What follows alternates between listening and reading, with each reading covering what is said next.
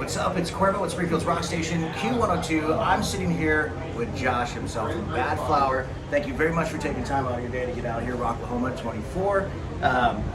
This has been a great day already. The heat is not as bad, but right out of the gate, I got to ask you. So I saw you last year. You guys came around the area of Springfield, Missouri. That's where we're out, and you got an awesome opportunity, and you played with Incubus. Now, what I saw was your energy when you were out there was absolutely amazing, man. It was a hell of a show. So when you're out touring and all that, what is the one thing that, like, do you have like a tradition with the rest of the guys that you do beforehand or anything like that that kind of gets that amped up energy as everybody got their own thing? Do you have anything that sticks out? We don't do anything together. We don't do any fun, like, all hands in, up, like, none of that stuff. I've seen a lot of other bands do it and I'm kind of jealous when they do. Like, they look like a unit. We just look like a group of guys. I have weird, like, OCD things that I have to do. I have to do like 100 mini jumps and I have to stretch in very particular ways for a very particular amount of time. And if I don't do that, it's like show is ruined. I have to do that stuff. But I think my motivator is fear. I'm so scared that something's gonna go wrong that I put extra effort in to make sure that things go right. Now, I'm never relaxed. That's what I understand that. My girlfriend, who's sitting right over there, always tells me that I'm never relaxed. I'm always moving a million miles an hour. Yeah. So I totally understand that. Yeah. Now, if you could have a thing that the group could do, would you? Is there something that you wish, like you said, you're kind of jealous or whatever? Is there something you wish you guys could do together? No, I'm sick of those guys. All right. Okay. So new music. That's something that I always keep digging and guessing the next thing.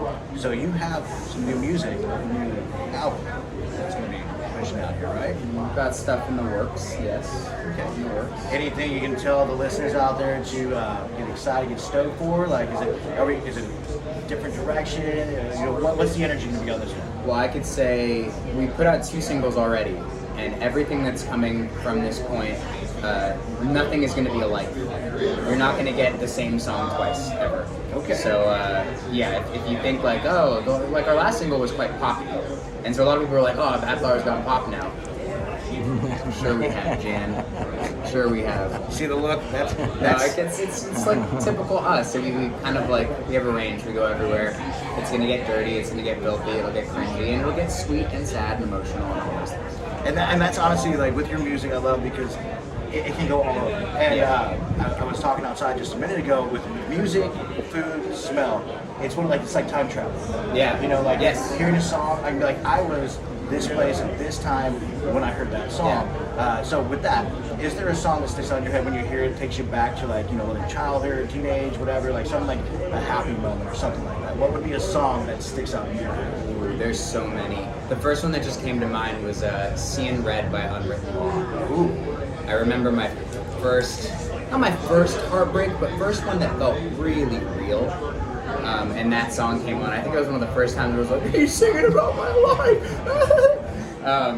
Which a lot of us have experienced that at some point. But surprisingly, for somebody who makes music and I love music, I don't get that often. Maybe it's because I'm a writer, and so I don't get to have the experience of just letting loose and let a song take me. I'm constantly analyzing music. So I think that was before I was writing music, really, when I was making it. But that's one memory I'll just never forget that. Like, in the car, just bawling. Yeah. Yeah, I've known that because there's a few songs. When I was in high school, her name was Allison. My dad kicked my door and said, "You're done with this. We're gonna play this song for you." And it's just one of those where, like, music is legendary, man. Yeah. So, being here in Rocklahoma, is there anybody here that's like legend to you that you're excited to see that's on this lineup for today and tomorrow?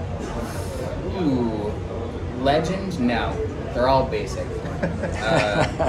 I'm excited to see Disturbed. I saw them last time they were in Nashville and we had a good hang. I like their group. Yeah. And their lighting show is like one of the best I've ever seen. Like, I have trouble watching the band because the lighting is so on point, like the lighting and the pyro and all that stuff.